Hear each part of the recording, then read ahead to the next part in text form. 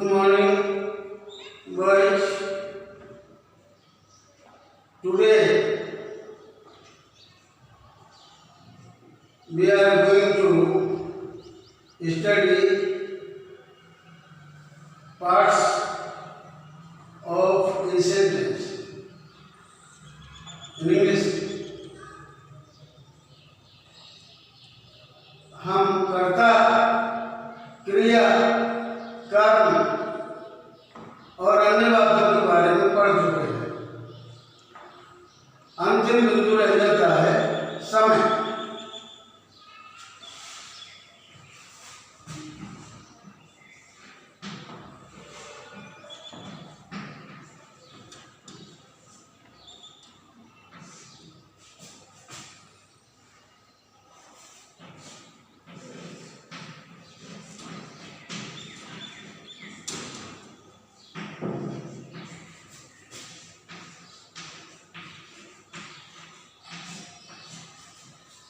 समय को हम अंग्रेजी में टाइम कहते हैं अथवा एडवर्बियल कहते हैं। एडवर्बियल इसलिए कहते हैं सभी समय सूचक शब्द क्रिया विशेषण कहते हैं। ये वे शब्द होते हैं समय सूचक शब्द जो क्रिया के करने का समय निर्धारित करते हैं कि कोई क्रिया, कोई कार्य कब किया गया। परिभाषा देखिए, ये वे शब्द होते हैं जो समय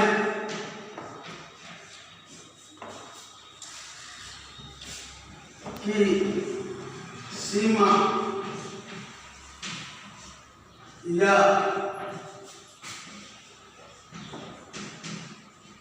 अवधि के बारे में बतलाते हैं।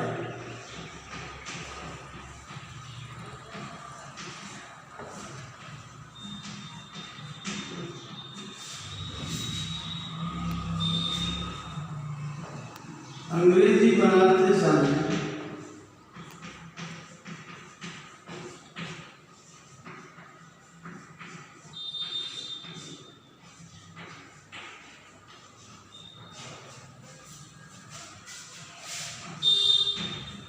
समय सूचक शब्दों को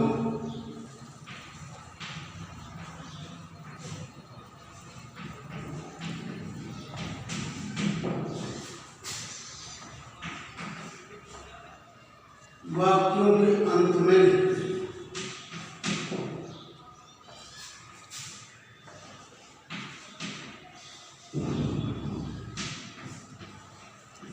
अंत में लिखते हैं।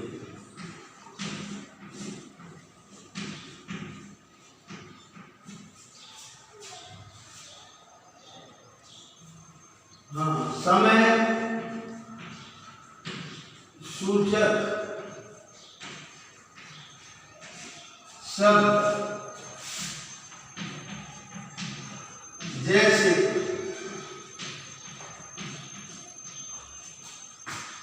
टुडे, यस्टरडे,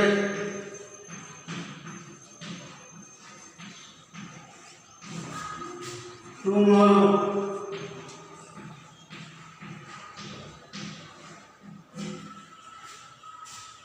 हाँ, that day, last day,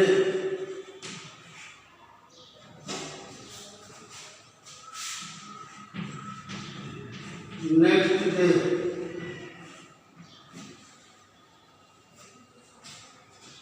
tonight,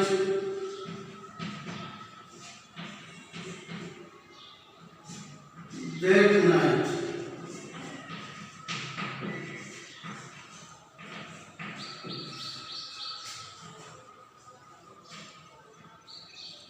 week,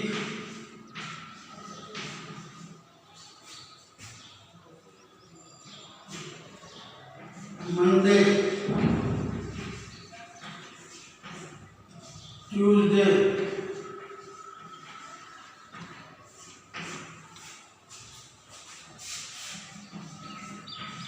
month,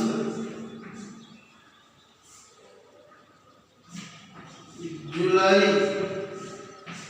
August,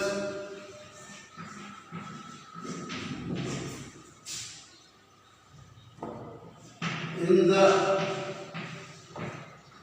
morning, in the evening,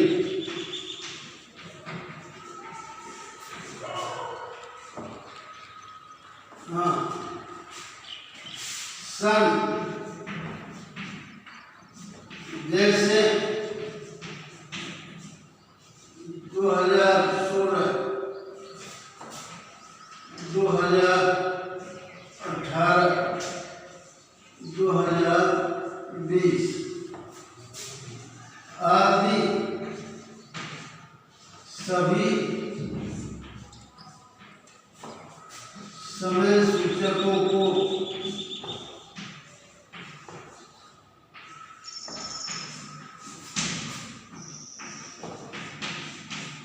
अंग्रेजी वाक्यों के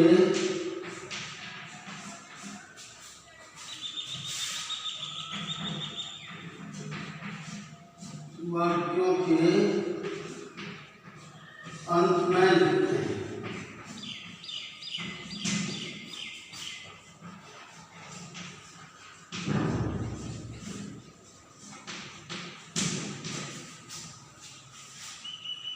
हाँ देखिए, टाइम, एडवर्बियल, समय को,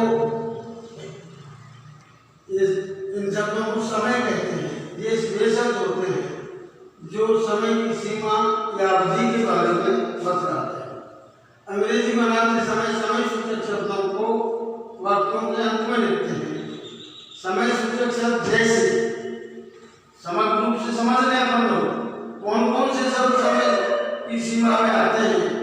से today, yesterday, tomorrow, that day, उस दिन, last day, next day, tonight, that night, week, सप्ताह अथवा सप्ताह के दिनों के नाम जैसे मंडे, ट्यूसडे, मंथ, महीना अथवा महीनों के नाम जुलाई, अगस्त, in the morning, in the evening, सालों की संख्या जैसे 2016, 2018, 2020 आदि सभी समय सूचक शब्दों को अंग्रेजी वाक्यों के अंत में लिखते हैं। समय सूचक शब्दों को अंग्रेजी वाक्यों के प्रारंभ में भी लिख सकते हैं। ऐसा नहीं कि प्रारंभ में नहीं लिख सकते, परंतु सरल तरीका यह है कि समय सूचक शब्दों को अंग्रेजी वाक्यों के अंत में डालते हैं। सूत्र देखिए,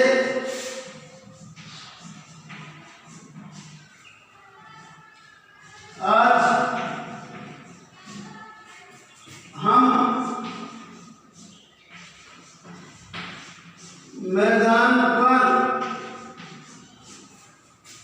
एक मैच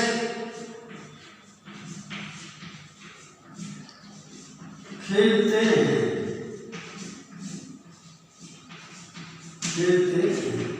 एक पूर्ण वाक्य। मेरे बच्चों ध्यान दीजिए, ये पूर्ण वाक्य जिसमें कर्ता भी है, जिसमें क्रिया भी है, कर्म भी है, अन्य बातें यानी पूरक शब्द भी हैं और समय भी है। इसको टुकड़ा करके देख लेते हैं। आज कर्ता छांटी, कर्ता हम, कर्ता। नंबर 1, क्रिया। हमेशा मैंने बार बार कहा ये क्रिया है। नंबर 2 खेलते हैं क्रिया है। कर्म क्रिया से हिंदी वाली क्रिया से ठीक पहले मिलता है दिमाग में, परंतु अंग्रेजी में उल्टा लिखते हैं क्रिया के बाद। एक मैच, मैच की संज्ञा का नाम है, ये है तुम्हारा कर्म। नंबर 3 नंबर 4 कर्ता, कर्ता हम क्रिया खेलते हैं, एक मैच कर्म है। इन तीनों कर्ता क्रिया कर्म के अंग्रेजी बनाने के बाद जो शब्द हिंदी वाक्य में शेष बचते हैं वे अन्य वाक्य होते हैं। वह वाक्यांश जो शेष बचता है हिंदी वाक्यों में वो अन्य वाक्य होते हैं या पूरक होते हैं। वो हिंदी वाक्य में कर्म से ही पहले मिलते हैं, मैदान पर अन्य वाक्य। नंबर 4 समय, सारा समय लिखे हुए जिन शब्दों समय की अवधि को पता चलता है समय कहते हैं। आज ना समय लिखो समय। नंबर 5 अंग्रेजी बनाओ, सब नंबर 1 की बात लो बी, नंबर 2 की बात लो खेलते हैं प्ले, नंबर 3 की बात लो ए मैच, अन्य बातें कर्म हो गए मैदान पर, ऑन द ग्राउंड।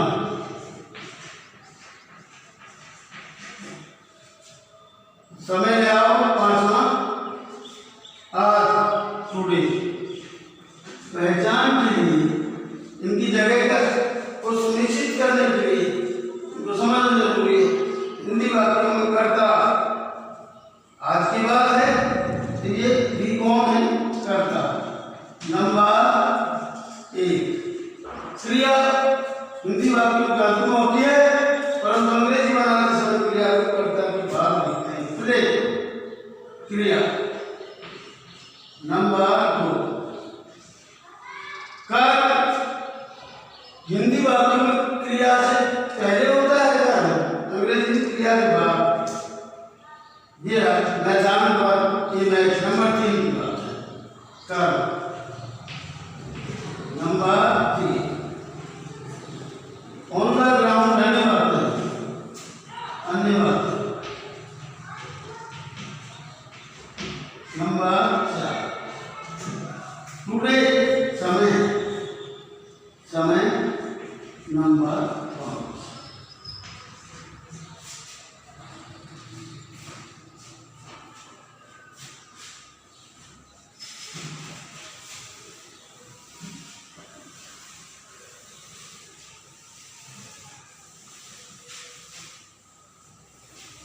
इस प्रकार पूर्ण अंग्रेजी वाक्य, अंग्रेजी के साधारण वाक्यों निम्न सूत्र बना।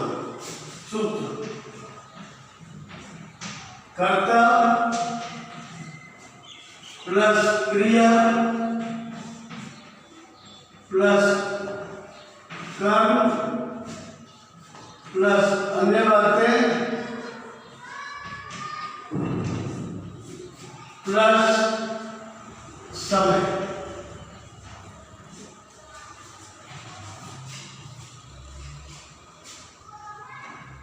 उदाहरण तुम रात को घर पर एक पाठ याद करते हो।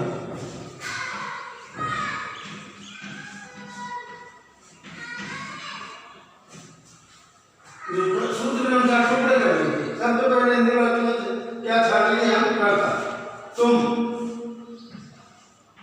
करता है। क्रिया देखो हिंदी वाक्य के अंत में चले जाओ, याद करते हो क्रिया। नंबर 2 क्या काम करते हो, कर्ता जो काम कार्य करता है वाक्य में वही क्रिया हो। काम क्रिया से हिंदी वाक्य में क्रिया से ठीक पहले हो संज्ञा का नाम होगा। एक पाठ कर्म नंबर 3 अन्यवादी घर पर क्रिया कर्म की अंग्रेजी बनाने के बाद शेष बचे हुए शब्द हैं अन्यवादी।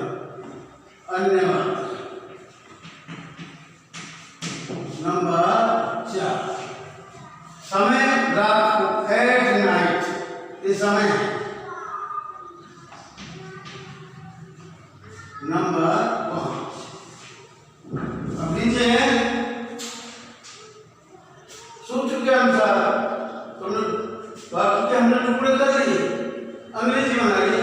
कर्ता नंबर 1 की बात कर्ता यू करता है। नंबर 2 क्रिया 2 पे चले जाइए याद करते हो रन क्रिया है। नंबर 2 कर्म क्या है। नंबर 3 की बात एक पाठ लेसन अन्यवादी घर पर एट होम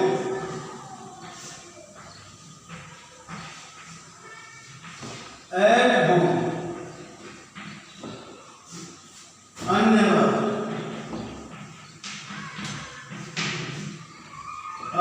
नंबर 5 रात को समय रात से पहले भी एट आता है एट नाइट समय 5 नंबर। इस प्रकार से एक पूर्ण अंग्रेजी वाक्य के ये 5 भाग होते हैं। कर्ता नंबर 1 क्रिया नंबर 2 कर्म नंबर 3 अन्य बातें नंबर 4 और समय नंबर 5। इस सूत्र के अनुसार आप छान देंगे कर्ता कौन है। किसी क्रिया को करने वाले व्यक्ति को कर्ता कहते हैं। सबसे पहले का क्रिया कर्ता ने वाक्य में जो कार्य किया है अर्थात कर्ता द्वारा किए जाने वाले कार्य को क्रिया कहते हैं। यदि वाक्य के अंत में होती है कर्ता के बाद देते हैं। नंबर 3 कर्म किसी वस्तु संज्ञा या स्थान के नाम को कर्म कहते हैं। कर्म हिंदी वाक्यों में क्रिया से ठीक पहले होता है अंग्रेजी में क्रिया के बाद होती है। अन्य बातें ये शब्द होते हैं जो हिंदी वाक्यों में से कर्ता क्रिया और कर्म की अंग्रेजी बनाने के बाद शेष होते हैं। ये शब्द हिंदी वाक्यों में कर्म से भी पहले होते हैं अंग्रेजी में इन्हें उल्टा लिखते हैं कर्म के बाद। और समय जिस शब्द से किसी समय की सीमा का पता चलता है उसी समय एडवर्बियल कहते हैं। The word that denotes the limit of time that is called an adverbial or time। अब मैंने एक बात बताई आपको समय सूचक शब्दों को ये जरूरी नहीं सभी को अंत में लिखा जाए। सरलता की दृष्टि से अंत में लिख सकते हैं इनको पहले भी लिख सकते हैं लेकिन इनमें से सभी समय सूचक शब्द हिंदी वाक्यों अंग्रेजी वाक्यों के शुरू में नहीं लिखे जा सकते। सभी शब्द नहीं लिख सकते। जैसे समूह की संख्या है वो अच्छा सा नहीं लगता जिसे पहले लिखते हम वाक्य में नहीं उसे अंत में लिखेंगे। अब आइएगा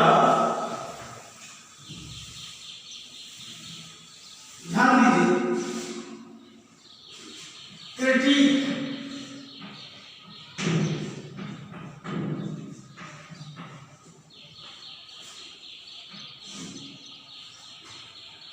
क्रिटिक में क्या है। इसमें उसका कुछ विरोधाभास भी है जहां नियम लागू नहीं होता। अपवाद में लिखिए या एक्सेप्शन अपवाद जहां नियम लागू नहीं होता। जहां नियम लागू नहीं होगा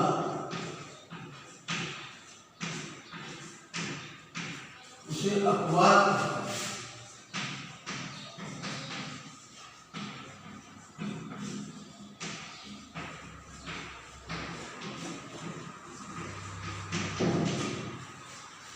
समय सूचकों के भी कुछ अपवाद है। समय सूचक जो शब्द है, कुछ समय सूचक शब्द ऐसे होते हैं जो अंग्रेजी वाक्यों के शुरू में ही उचित रहते हैं और शुरू में ही वे वाक्य के सौष्ठव को बढ़ाते हैं, वाक्य रचना की जो गरिमा होती है उसको बेहतर करते हैं। देखिए, कुछ समय सूचक शब्द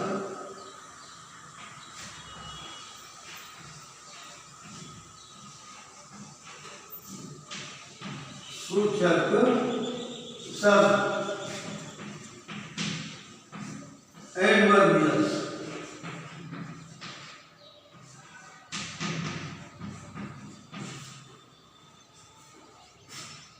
अक्सर अंग्रेजी वाक्यों के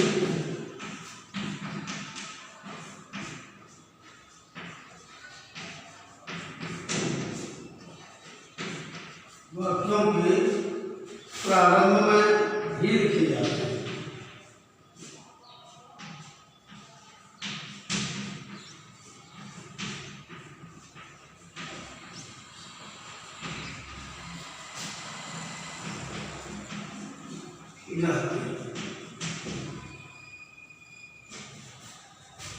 जैसे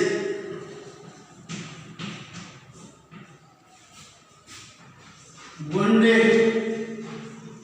एक दिन, वंस एक बार,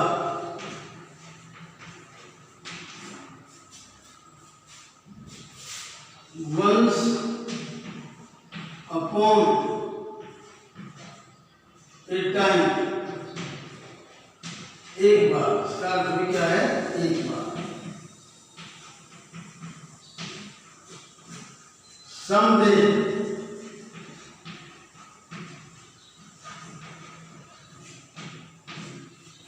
किसी दिन,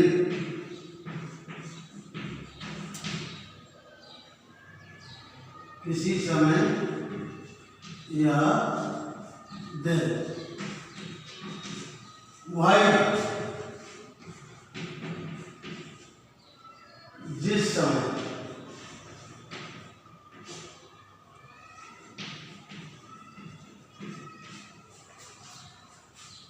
देन तब, आदि समय सूचकों को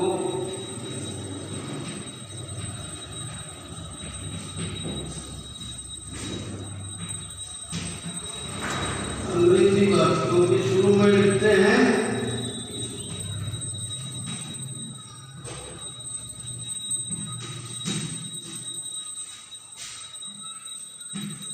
शुरू में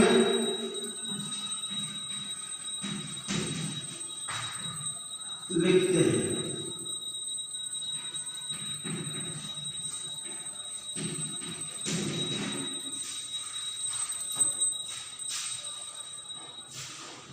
ऐसी स्थिति में सब क्या काम करते हैं?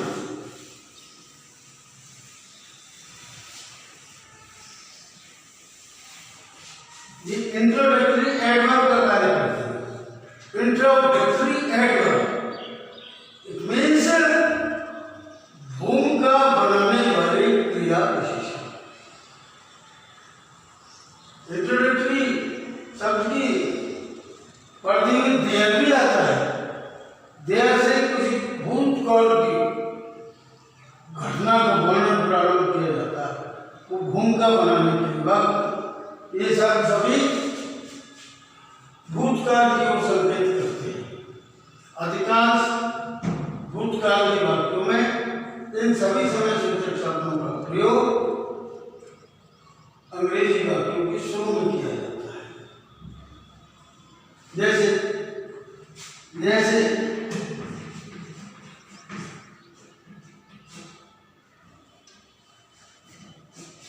एक दिन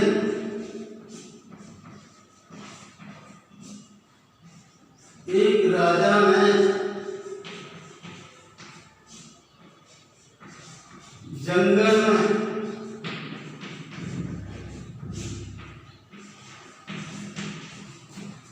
एक हिरण मारा।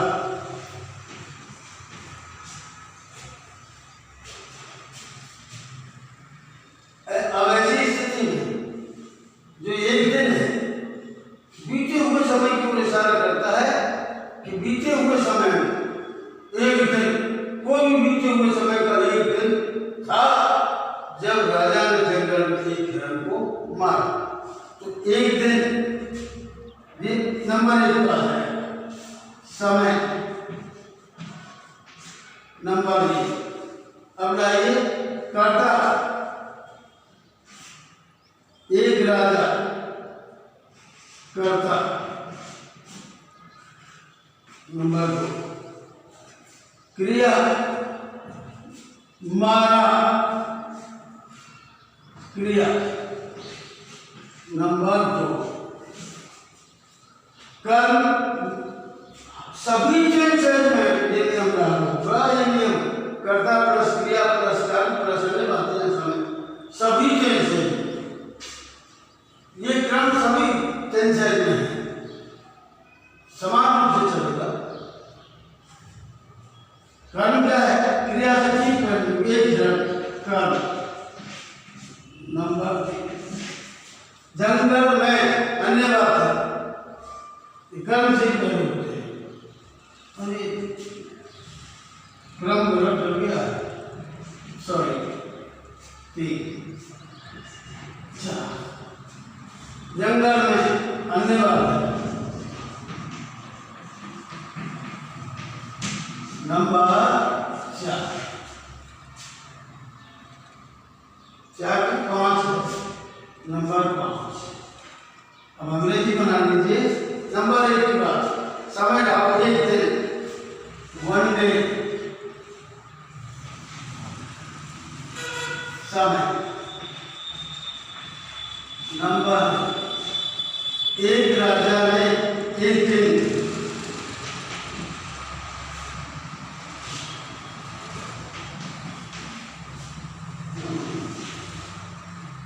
क्रिया नंबर तीन मारा। ये पांच घंटे का साधारण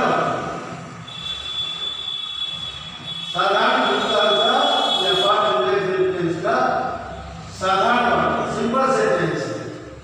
इसलिए सिंपल सेंटेंस में स्टार्ट के सिंपल सेंटेंस क्रिया की सेकंड फॉर्म का प्रयोग किया जाता है। किन फर्स्ट फॉर्म निर्माण भावना, सेकंड फॉर्म किन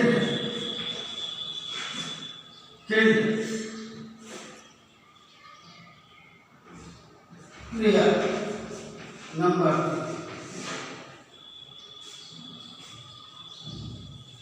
कर्म का है एक ध्यान, एक दिया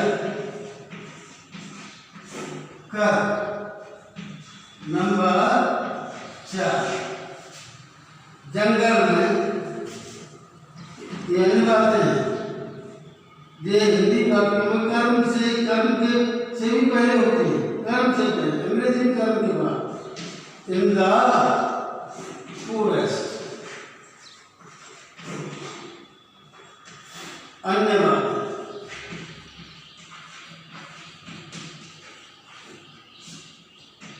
बच्चों, I have conveyed you all 5 parts of an English sentence to you. The whole of the English literature, the whole of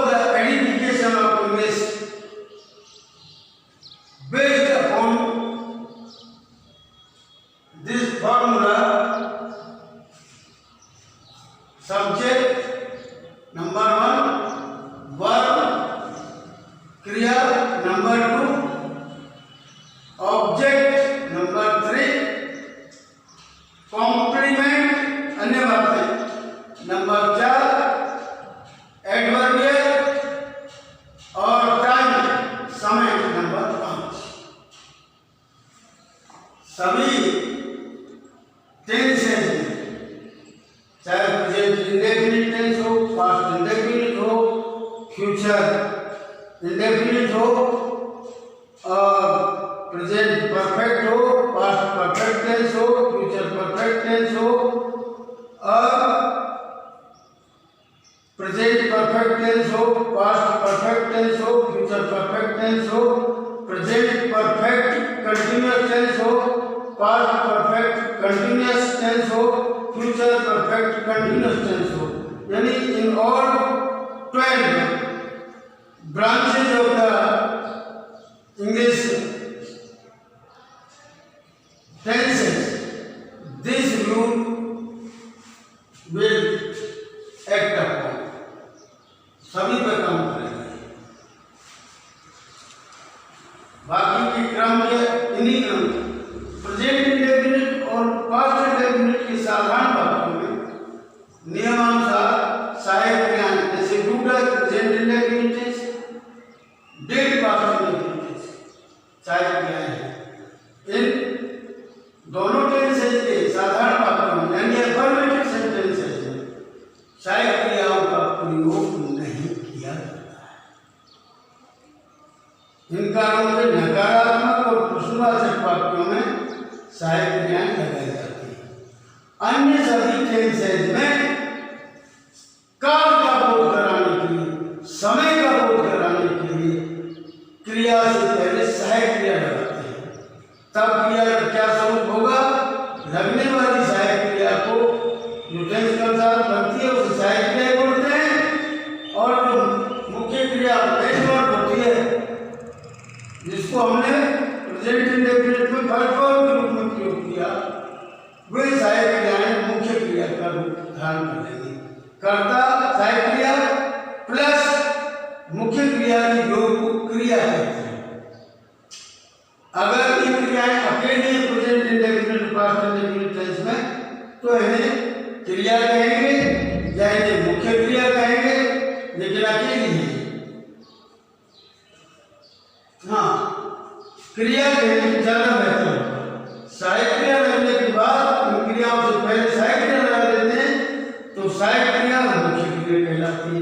अकेली होती है तो इन क्रियाओं को क्रिया ही कहते हैं। अब आइए, हम कई बार एक मिस्टेक करते हैं। वाक्य रचना तो पढ़ रहे हैं, आप लोग पढ़ रहे हैं, लेकिन संबंध कारक होते हैं कुछ पर्सनल पजेसिव प्रोनाउन, उनका प्रयोग करते समय हम बहुत सारी गलतियां करते हैं। जैसे मैं सभी को क्लियर कर देता हूँ, आई माने मैं करता हूँ, लेकिन मेरा संबंध कारक पजेसिव क्या होगा? आई के साथ माई। मेरा अपना वी सब करता है, वी का संबंध कारक क्या होगा? आवर। मेरा, हमारा, अपना। अपना सभी के साथ हो, अपना सभी के साथ करते हैं। जैसे मैं अपना खाना खाता हूं, आई ईट माई फूड। अपने के लिए क्या लगाएंगे? माई आई के साथ। हम अपना मैच खेलते हैं बी के साथ, आई भी फर्क पर्सन, आई एक वचन है तो उसका बहुवचन भी है। आई, हम अपना खेल खेलते हैं, मैच खेलते हैं। वी प्ले, अपने के लिए क्या लगाएं? आवर मैच। हमारी सेकंड पर्सन यू। तुम अपना खाना खाते हो, तुम के साथ, तुम करता है, उसके साथ संबंध कारक क्या है? अपना। तो उसके लिए क्या लाएंगे? योर। You eat your. तुम्हारा या अपना, योर अर्थ। अब आई थर्ड पर्सन, एक वचन का पुल्लिंग करता लीजिए। ही माने वह, पुल्लिंग, ही का संबंध कारक हिज, उसका अपना। अपना सभी के साथ कैसे फिट है? वह अपना पाठ पढ़ता है, ही रीड्स हिज लेसन, अपना फिट है। लेकिन अब किसी बात को यूं कहें, वह उसका पाठ पढ़ता है,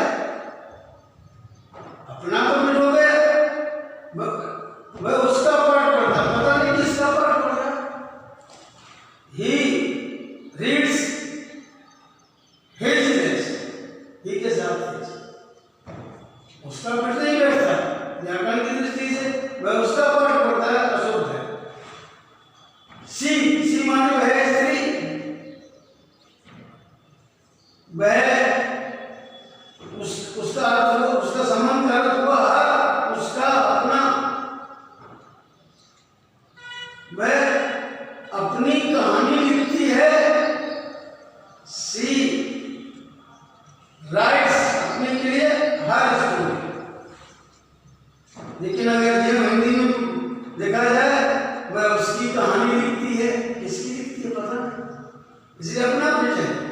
सी राइट्स हर स्टोरी है बच्चा। इट ये पशु पक्षियों का सर्वनाम करता है। इट माने वह, ये है। इससे पहले पूर्ववर्ती वाक्य में किसी जानवर का नाम आएगा और नाम की पुनरावृत्ति दोष को दूर करने के लिए इसके लिए सर्वनाम का प्रयोग किया जाएगा।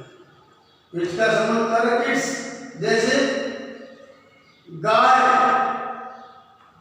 अपनी घास चरती है, द काउ ग्रेजेज चरती है। अपने के लिए क्या लाए, इट्स घास।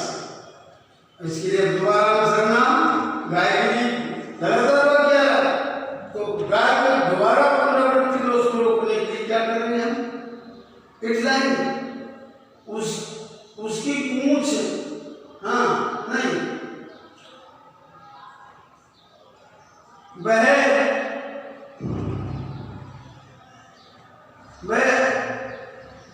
अपनी पीठ को पूंछ से सहलाती है। इट सहलाती है heals its back with its tell.